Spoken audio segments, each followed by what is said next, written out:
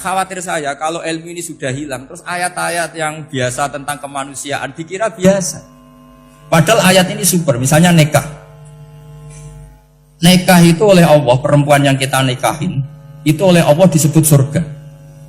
Saya punya bukti, misalnya gini ayat ya, wala tangkihul musyrikati hatta yu'min, wala amatum mu'minatun khairum min musyrikati walau a'jabatkum. Terus terusannya ayat, wala tangkihul musyrikina hatta yu'minu. Wala abdu mu'minun khairum min musyriki walau a'jabakum. Terusannya ayat ulaika yad'una ilan nar. Para musyrikah yang ingin kamu nikahi karena mereka non muslim atau kafirah atau musyrikah, itu hanya mengajak kamu masuk neraka. Maksudnya ngajak itu kan bisa saja kamu tertarik perempuan tadi sampai kompromi merubah akidah kamu. Terusannya ayat wallahu yad'u ilal jannah. Harusnya dengan perbandingan kamu jangan menikahi musyrikah. Logika perbandingannya kan wawaw yad'u ila nikahil mu'minah. Saya ulang lagi, harusnya muqabalahnya kan wawaw yad'u ila nikahil mu'minah. Allah mengajak kamu supaya menikahi mu'minah. Tapi kata mu'minah sama Allah diganti wawaw yad'u ilal jannah. Allah mengajak kamu masuk surga. Ila nikahil mu'minah. Artinya gini, setiap kamu hubungan intim sama istri kamu itu adalah menjadi kamu tidak zina. Jadi kalau kamu tidak zina, barokahnya istri kamu ini penopang kamu masuk surga. Makanya Rasulullah pernah ditanya ibadah itu apa saja. Nabi secara ringan diantara jawabannya wa fi buti ahadikum shadaqah. Sudah kamu ngumpul istri kamu itu ya ibadah. Terus kata sahabat-sahabat, ya Rasulullah ayati ahaduna syahwatahu wa walahu ajrun. Yang benar saja Rasulullah, masa urusan gitu dapat pahala. Nabi jawabannya ya enteng, alai salawadu'aha fi haramin aka'ana ali wisrun. Kalau dia salah yang dikeloni kan ya dosa. Berarti kalau ngeloni yang benar juga pahala. Berarti istri kamu itu jannah surga. Cuma jannah yang agak aneh karena rewel itu agak aneh. Jadi itu jannah yang agak aneh. Maka supaya jannah ini tidak aneh, kata Rasulullah itu cara bersuami istri itu, kata Rasulullah halla jariyatan tula ibuka wa tula ibuka. Sebagian riwayat halla jariyatan tudhahikuha wa tudhahikuka. Kamu cari perempuan yang gampang guyon, gampang rileks. Mula abah itu rileks, mudhahaka ya rileks. Saya berkali-kali cerita, saya ini termasuk orang yang nggak pernah diskusi penting sama istri saya. Karena takut tegang. Biasanya kalau tegang itu yang suaminya kalah. Jadi saya itu nggak pernah diskusi penting. Saya kemarin mau ke Pasuruan ya, mau ke Peloso itu ditanya, mau kemana? Ya tidak tahu. Terus pulangnya kapan? Ya gak tahu. Wong kok rohan. Ya saya senang saja. Enggak roh itu artinya kan bodoh. Orang bodoh itu enggak mukallaf, artinya enggak dosa kata saya. Jadi saya ngambil hikmahnya saja. Karena takut. Ditakoki kok jawabannya ora jelas. Ora jelas itu misteri. Memang dunia itu penuh misteri. Pokoknya tak itu. Pokoknya yang kira-kira itu jadi tidak penting. Rasulullah tuh kalau debat sama istrinya ya milih gitu, milih mula abba mudhahaka. Saya punya sekian cerita betapa Rasulullah tuh rileks ngadepin cemburu-cemburunan. Sayyidah Khadijah tentu orang yang super bagi Rasulullah. Sampai ketika adiknya Sayyidah Khadijah, kalau nggak salah namanya itu Halah itu, kalau datang itu Rasulullah tuh menjamu karena mengingatkan suara Khadijah. Kalau muji Khadijah itu sudah langit Rasulullah. Sehingga Aisyah itu cemburu. Bagaimana anda selalu muji Khadijah? Waqad abdalakallahu khairan minha. Allah mengganti yang lebih cantik ketimbang Khadijah dan lebih muda. Maksudnya Aisyah. Kenapa masih muji yang sudah meninggal? Tua lagi kan. Gantian Sayyidah Fatimah yang tersinggung karena ibunya ditua-tuakan kan. Itu ketika Fatimah cemburu, mangkelnya sama Sayyidah Aisyah. Mangkel manusiawi loh. Gak usah kamu jadi Syiah terus benci Aisyah. Karena kalau kamu jadi benci Aisyah berarti kamu nganggap Aisyah itu salah. Dan itu efeknya di Rasulullah, berarti Rasulullah milih istri yang salah. Makanya kita ini madzhabnya ahli sunnah. Abu Bakar tidak mal'un. Kenapa tidak mal'un?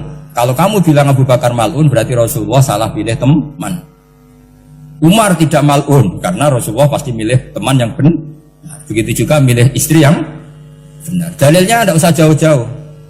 At-thayyibatu lit-thayyibi. At-yabut thayyib tentu Rasulullah. Berarti istrinya pasti thayyibah. Jadi madzhab ahli sunnah dalam madzhab sing jelas-jelas min baini farsi wa damil labanan khalisan sa'iwal lisya. Jadi kalau kamu cari logika gampang saja. Nabi itu thayyib, bahkan atyabut thayyib. Padahal Kata Allah at-thayyibatu lit-thayyibi. Ya jelas ya. Jadi ini tidak usah dimasukkan hati tentang konfliknya Aisyah dan Fatimah, itu biasa saja. Yang satu bela ibunya, yang satu bela dirinya. Sebenarnya Aisyah itu nggak niat ngeritik Khadijah, ingin diperhatikan Rasulullah saja. Terus ketika Sayyidah Fatimah matur ya Rasulullah saya supaya ngalahkan Aisyah itu gimana? Karena ibu saya sudah meninggal, ya memang cantik dia, muda dia, dan tahu betul orang kalau Nabi itu sangat mencintai Aisyah. Kata Rasulullah, bilang gini saja, tetap hebat ibu saya, karena ibu saya dapat Rasulullah rondo untuk Joko. Ayu kaya apa itu untuk duduk. Jadi rileks saja Rasulullah. Akhirnya ya semenjak itu nggak ngeritik lagi. Bahaya ini kalau ngeritik. Khadijah itu kan sudah umur 40 tahun, janda dapat Joko. Aisyah perawan untuk duduk. Keren mana? Keren Khadijah. Jadi tidak semua masalah itu Nabi itu menyelesaikan cara ekstrim. Nabi itu biasa mula'abah, santai rileks. Nah, kalau para mbak-mbak ini ingin jadi surga yang nggak aneh, syaratnya jangan rewel, karena di surga itu nggak boleh ada orang rewel. Tapi kalau nggak rewel sementara suami kamu nggak bener, ini namanya goblok. Maka kata Mbak Mun kalau mijazahi santri-santrinya, bujum kudu rewel, nggak ngono fakir, kata Mbak Mun. Tapi santri yang di belakang geremeng, iya bah nak fakir, nak jantungan mati. Makanya sering itu. Jadi di antara ulumil Quran itu ada istilah maudiul mudmar mengganti maudiul domir, atau maudiul lafzi menggantikan lafz dan akhir. Itu memang agak jadi di ilmu tafsir, tapi bagi pelakunya itu menjadi gampang. Ya tadi, ketika Allah melarang nikah hal musyrikah, saya ulang lagi, ketika Allah melarang nikah hal musyrikah, normalnya perbandingannya kan wawahu yad'u ila nikahil mu'minah, tapi sama Allah digenti wawahu yad'u ilal jannah. Itu menunjukkan bahwa nikahul mu'minah adalah al jannah, karena kamu hubungan intim ya ibadah, diwamuk kowe sabar ya ibadah, nafakoi ya ibadah, neng-nengan kejahatan senjata juga ibadah. Seru Bang, neng-nengan itu seru. Karena memang di antara sistem tubuh kita itu butuh masa-masa jeda. Mari cerdas. Karena tubuh kita ini tidak hanya butuh seneng, tapi juga butuh susah. Susah itu melahirkan kearifan. Jajal bojomu tahu minggat, mesti kearifan kamu meningkat. Jadi minggat itu ya penting. Nikmati saja. Loh, ini saya nggak ngajari keburukan. Memang seperti itu. Nah, saya berharap ilmu usul fikih ini tidak boleh hilang. Karena dengan ilmu usul fikih kita tahu mubah adalah tarkul haram dan tarkul haram adalah wajib. Maka Allah sering sekali membicarakan sesuatu yang mubah itu superior. Kayak tadi wa min ayatihi manamukum billaili wan. Nah, termasuk ayatnya Allah adalah kami itu tidur. Cara berpikir tadi, kalau saya tidak tidur sakit, kalau sakit habis biaya banyak. Sementara tidur hanya butuh seperti ini. Betapa baiknya Allah dengan tidur bisa menjaga kesehatan yang kalau tidak dijaga berbiaya tinggi. Berarti dan naumul ibadah. Terus ulama bilang tidur itu ibadah kalau niatnya litaqawi alal ibadah. Tapi nak wae blojo turu lah itu sing masalah. Tapi tentu ilmu itu ada pembanding. Sekarang ketika kamu tidur itu tarkul wajib apa tarkul haram, lah itu masalahnya. Seringnya kamu itu tarkul wajib. Wae mulang turu, wae ngantor wong kerja turu. Lah itu tarkul haram atau tarkul wajib? Tarkul wajib. Kalau tarkul wajib berarti status tidur kamu haram. Sudah pinter ini, sudah maju ini, sudah maju. Jadi saya belajar usul fikih lagi-lagi karena untuk menjadi mufassir itu harus menguasai balaghah, menguasai usul fikih, menguasai lisanul arabi. Nah, lisanul arabi yang sering saya contohkan berkali-kali. Saya punya kitab namanya Ar-Risalah. Orisinil karangannya Imam Syafi'i. Saya baca beberapa kali khatam. Juga saya beberapa kali bacakan santri. Itu kalau memaknai Quran secara lisanul arabi itu gampang sekali. Gampang sekali. Ketika Imam Syafi'i mengatakan kamu boleh tayamum ketika bepergian dan saat bepergian itu tidak menemukan air, syaratnya kamu tolabul ma', cari-cari dulu. Ketika ditanya sama ashabu Syafi'i, kenapa harus cari-cari dulu? Jawabannya enteng. Li'anna Allaha ta'ala yaqul falam tajidu ma'an wa la yuqalu liman lam yatlub lam yajid. Karena Allah ngendikan kemudian kamu tidak menemukan air. Di mana-mana tidak menemukan setelah mencari. Kalau belum mencari namanya tidak tahu. Jadi dari kata falam tajidumaan kemudian kamu tidak menemukan. Tidak menemukan berarti apa? Setelah mencari. Sehingga beliau mensyaratkan dicari-cari dulu, baru berkesimpulan tidak menemukan. Nah setelah tidak menemukan kamu baru boleh tayang.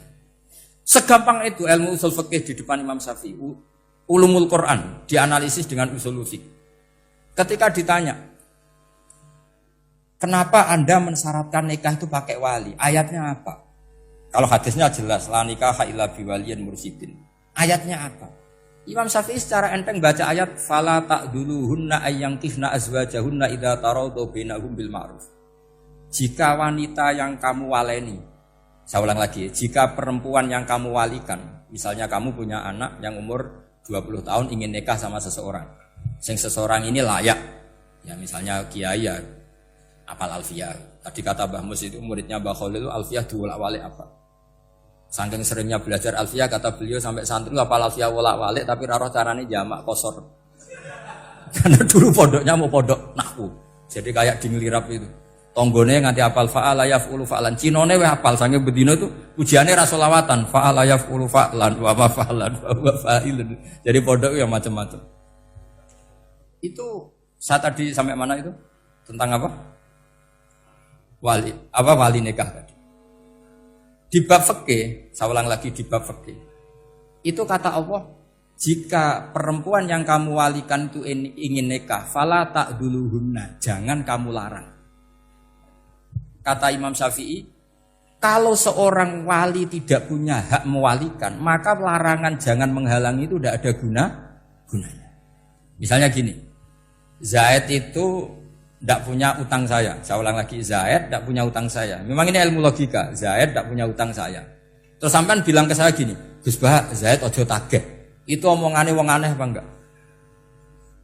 Aneh kan? Tapi kalau Zaid punya utang saya 1 juta, terus kamu menasihati saya, Gus Zaid ojo tageh. Benar apa enggak? Wali itu punya hak melarang. Saya ulang lagi, wali berarti punya hak melarang putrinya tidak nikah. Jika diperintahkan Allah, kamu jangan pernah melarang. Berarti punya hak melarang. Kayak tadi, Gus ojo tageh, berarti aku dia hak nageh. Misalnya otoritas bandara ATR, pesawat Boeing sekian-sekian Lion, bolehkan landing di sini. Karena operatornya punya hak melarang, juga punya hak mengizinkan. Tapi kalau orang lain kamu bilangin, pesawat Lion nggak boleh landing di Semarang, orang lain yang nggak terkait dengan otoritas itu, aneh nggak omongan itu? Aneh. Kalau wali dilarang menghalangi perempuan ingin nikah harus memberi izin maksudnya, maka berarti wali punya hak menikahkan. Paham yang saya maksud? Makanya Imam Syafi'i mensyaratkan seorang perempuan yang nikah harus pakai wali. Jadi segampang itu. Kitab Ar-Risalah menerangkan ulumul Quran. Dan dalam banyak hal ulama dulu itu, makanya saya tadi berjanji, karena Quran itu bisa kamu baca fasih, kamu dengerin suara enak ya enak, kamu dengerin logika yang enak ya enak. Jangan sampai kamu udah dua-duanya. Suaranya sudah ada enak, logikanya tidak enak, itu kacau namanya.